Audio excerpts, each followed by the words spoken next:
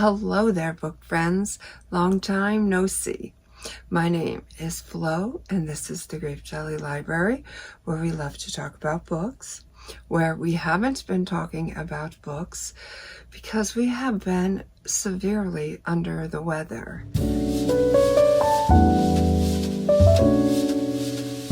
Yes, that's right. I had my granddaughter last Saturday and Sunday and Monday.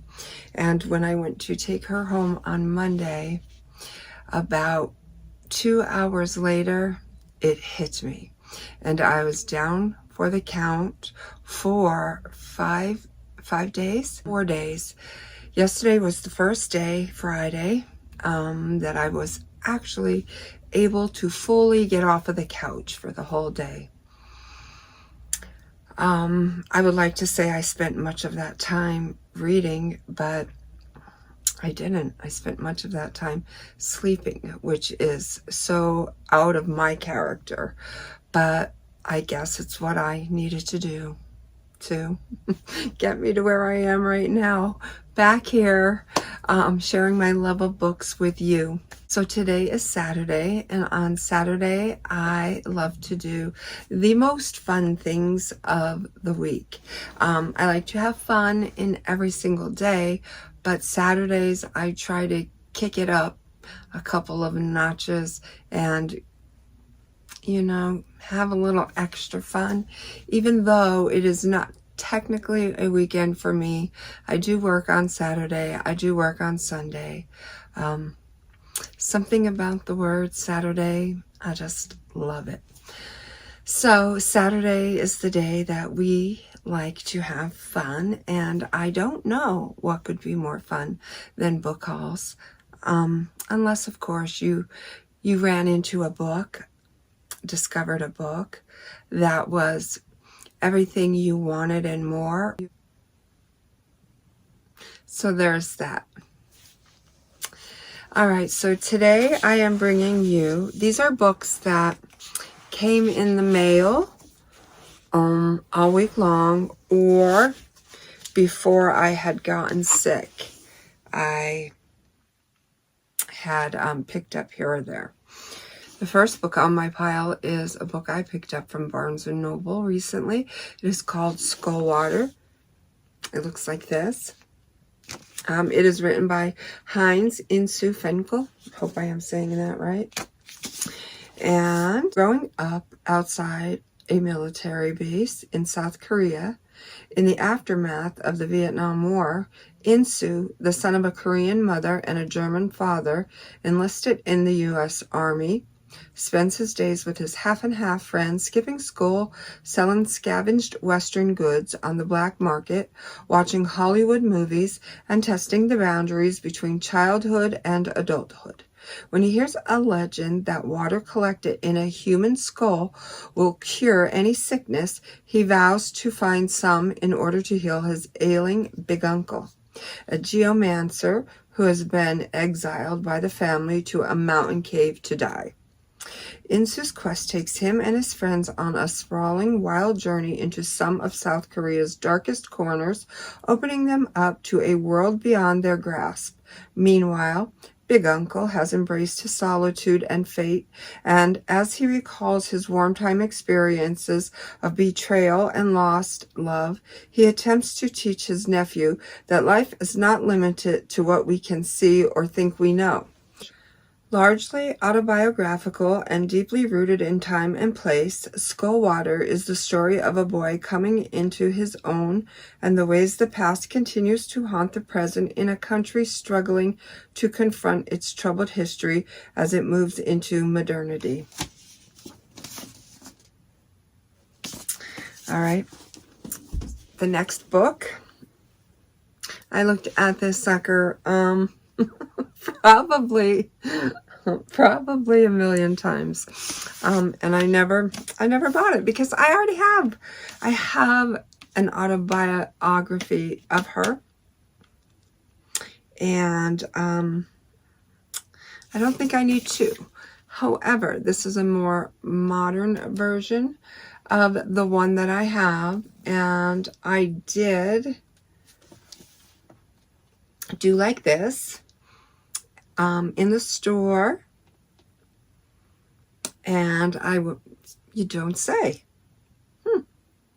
And the wheels were turning and turning and turning, and I was thinking and thinking, and then finally, after a month or so, it ended up in my possession. So I'll probably read this somewhere midsummer. Do you want to know? Would you like to know?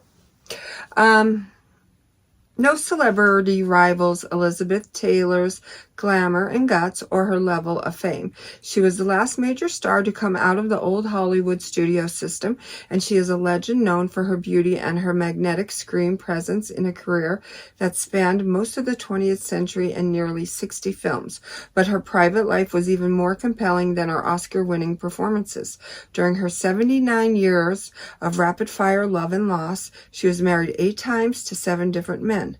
Above all, she was a survivor by the time she was 26, and she was twice divorced and once widowed.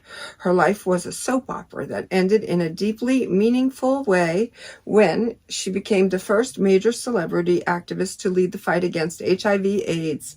A co-founder of AMFAR, she raised more than $100 million for research and patient care.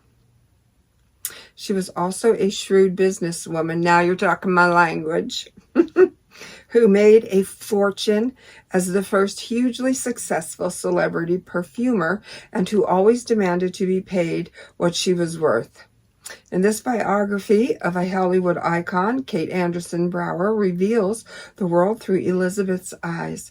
Brower uses Elizabeth's unpublished letters, diary entries, and off-the-record interview transcripts, as well as interviews with 250 of her closest friends and family members, to tell the full, unvarnished story of her remarkable career and her explosive private life that made headlines worldwide.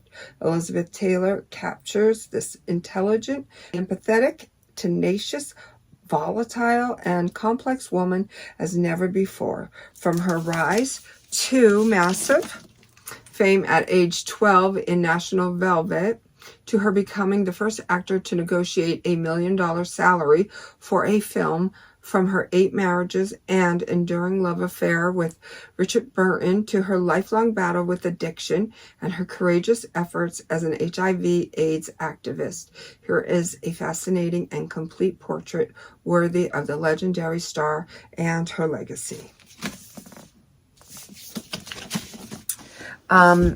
This one, oh, I don't have my favorite one up here. I'm going to have to go get that one. I'm going to have to find out where that one is. Anyways, in ordering this book that I just came across via a YouTube documentary, I decided to see if there was a book written about the subject, and there were several. So I decided I was going to order one, and that led into, if you just pick one more, you know, if you just spend this much more, you won't have to pay for the shipping and handling. So I could do that. I could spend $14 more, and this is the book that I chose. Coming to Las Vegas, a true tale of sex, drugs, and Sin City in the 70s. Now, the 70s were my era. I love the 70s, and I wouldn't say that I'm stuck in the 70s, but when I revisit the 70s as opposed to any other era, that's where I feel home and that's where I feel happiest. So, of course, growing up as a little child in the 70s, I only got to see what a little child could see. The Sonny and Cher show, Maude, Donnie Osmond and Marie Osmond. Let's see, Disco Fever, Grease. It's Dance Fever with Danny Terrio. But anyways, welcome to fabulous Las Vegas, Nevada. being that my boy had a gig there for several years, my boy being Elvis Presley, that's what sparked the curiosity in this book. I wanted to know what he knew. I wanted to see what he saw. I wanted to get the vibe off of the Las Vegas stage where he performed and just see or get a feel for what went on in the casinos and what went on behind in the darkened corners of Las Vegas. So that's what sparked my interest in this. I hope that it is everything that I am looking for in a book and more. We'll see. Now, because I read The Ballad of Black Tom, and I can't even say that it sparked a love for Victor Lavallee's other works. It didn't, but something in me was telling me to explore more. I am not going to do it anytime soon, but I am going to eventually. I got these books cheap enough, so from my thrift bookstore off of eBay. I'm not quite sure what one it was, but anyways, I got the Ecstatic. I don't know if any of you have read it out there. Something is wrong with Anthony, our 318-pound hero, and it's getting worse. A monster has caught his uncle and his mother. Now it wants Anthony. Mental illness has been transmitted through his family's blood. The three women in his life, his mother, younger sister, and grandmother, find him naked and disoriented in his off-campus college apartment and take him home to Queens, each determined to fix him in her own peculiar way. But his presence soon turns their house into a semi-suburban asylum. Sweet but wickedly sarcastic, smart and heartbreakingly vulnerable, Anthony narrates his family's surreal adventures through a world of grinning exploitation and fake cures, from storefront evangelists and neighborhood loan sharks to bogus beauty pageants and bootleg medical clinics. He corresponds with a dreadlocked Japanese militant, is haunted by a vicious pack of dogs, and tries to make his own horror movie, all in search of an answer to a question he doesn't dare ask.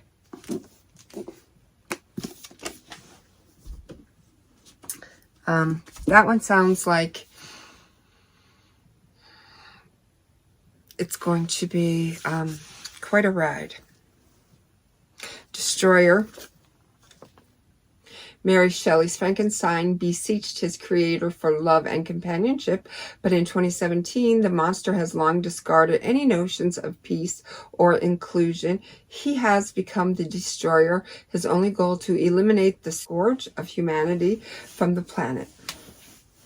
In this goal, he initially finds a willing partner in Dr. Baker, a descendant of the Frankenstein family, who has lost her teenage son after an encounter with the police. While two scientists, Percy and Byron, initially believe they're brought to protect Dr. Baker from the monster, they soon realize they may have to protect the world from both the monster and Dr. Baker's wrath.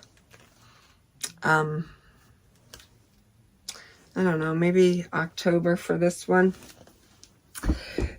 A lot of these books are dark, but I feel like I'm growing as a reader because I am nonfiction, historical, autobiographical, memoirs, biographies, such. I am also always willing to step outside of that genre and explore new ground. And so that's why I, got me an arsenal of books that I normally would not have chosen A Clockwork Orange, Anthony Burgess. I don't know what I'm going to do with this or when I'm going to do something with this. I think it scares the heck out of me. I don't know. I don't know anything about it. But it is, maybe something I can do. I don't know. We'll see. A vicious 15-year-old Droog in the central character of this 1963 classic. In Anthony Burgess's nightmare vision of the future. Oh, here we go. I don't do good with dystopia. Where the criminals take over after dark. The story is told by the central character, Alex, okay, who talks in a brutal... I had flashbacks of 1984 when they said future. The story is told by the central character, Alex, who talks in a brutal and vented slang that brilliantly renders his and his friends' social pathology. A Clockwork Orange is a frightening, there it is, fable about good and evil and the meaning of human freedom. There it is.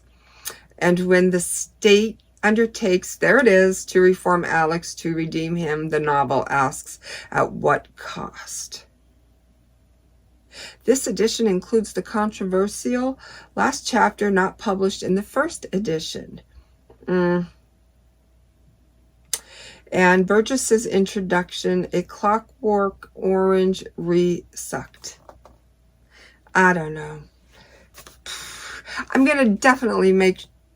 I don't know. This is like, do you read this on a nice, beautiful, sunny day like I did 1984 and then I ruined my day? Or do you read it on a dismal day and go even further into the abyss? I don't know. What is the best way to approach something like this? I don't know. Comment below if you have suggestions to help me out in that journey. Big Machine, another one by Victor Lavallee. Sci-fi. I'm not too keen on sci-fi, but as I stated, I am willing to go there.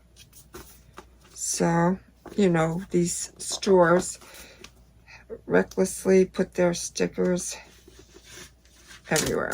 Okay. Ricky Rice is a middling hustler with a lingering junk habit, a bum knee, and a haunted mind.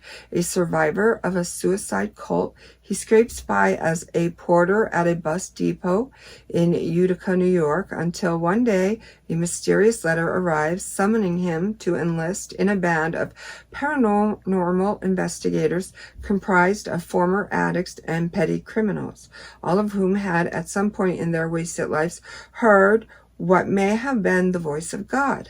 Infused with the wonder of a disquieting dream and laced with Victor Lavallee's fiendish comic sensibility, Big Machine is the mind-rattling, mystery about doubt, faith, and the monsters we carry within us. So he has a theme of monsters I'm picking up. And I pictured my mind like a gumball in a machine coming down the chute. Mind rattling? I don't know if I want my mind rattled. All right, the last, it's not the last one, but it's the last, Victor Lavallee, The Changling. And this is when Apollo Hagwa's father disappeared. He left his son a box of books and strange reoccurring dreams. Now Apollo is a father himself, and as he and his wife Emma settle into their new lives as parents, exhaustion and anxiety start to take their toll. Apollo's old dreams return and Emma begins acting odd. At first, Emma seems to be exhibiting signs of postpartum depression.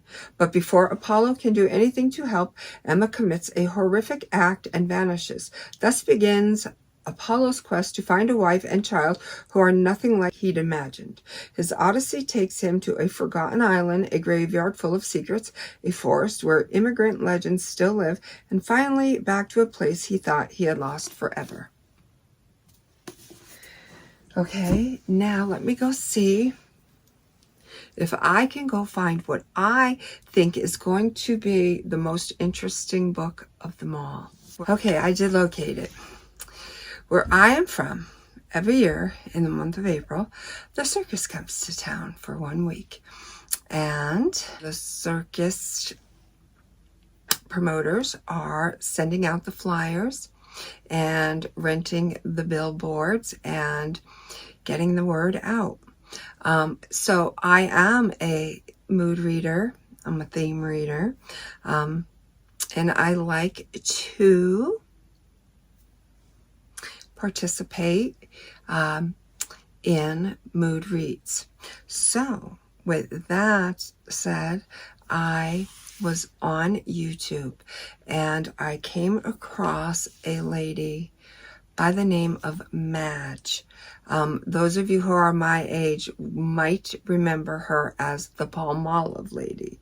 She did all those 70s commercials for the housewives who had weather-beaten hands, and she would suggest, oh, here, soak in this. So I wanted to know the story of Madge while I was getting ready one day.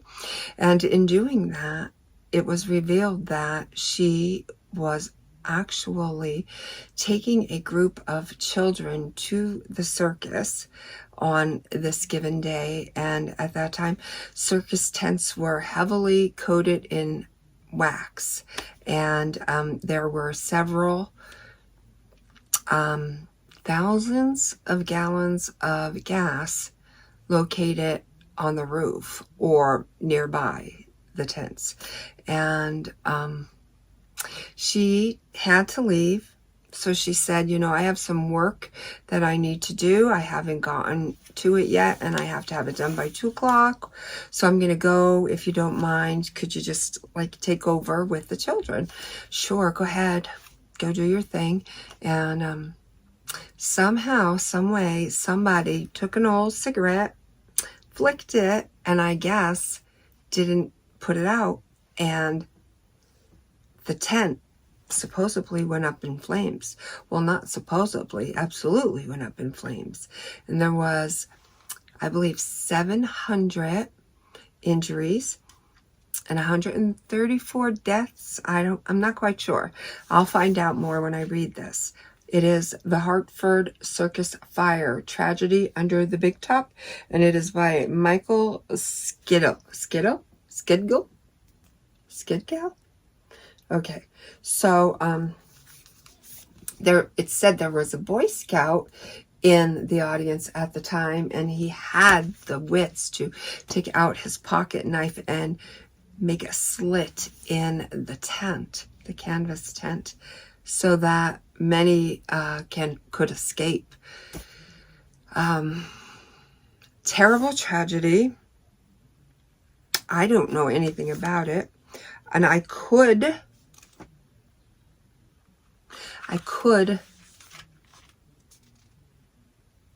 you know, YouTube more documentaries on it, but myself being more of a reader than a moviegoer, I decided to go the book route. And the book does look like that, and the back of it looks like that, and it has plenty of pictures. Plenty of pictures. And of course, I was going to say this was definitely a more innocent time back then. It's terrible. I don't know. This is the one that I like to learn when I read books, and this is the one I'm most excited to read and find out more about. Almost 7,000 fans eagerly packed into the Ringling Brothers Big Top on July 6, 1944, with a single careless act, an afternoon at the greatest show on earth quickly became one of the terror and tragedy as the paraffin-coated circus tent caught fire. Panicked crowds rushed for the few exits, but in minutes the tent collapsed on those still struggling to escape below. A total of 168 lives were lost, many of them children, with many more injured and forever scarred by the events. Hartford and the surrounding communities reeled in the aftermath as investigators searched for the source of the fire and the responsible parties. Through first-hand accounts, interviews with survivors, and a gripping collection of vintage photographs, author Michael Skidgill attempts to make sense of one of Hartford's worst tragedies. So they are my new books in my book haul. Until we meet again, may all your book dreams come true.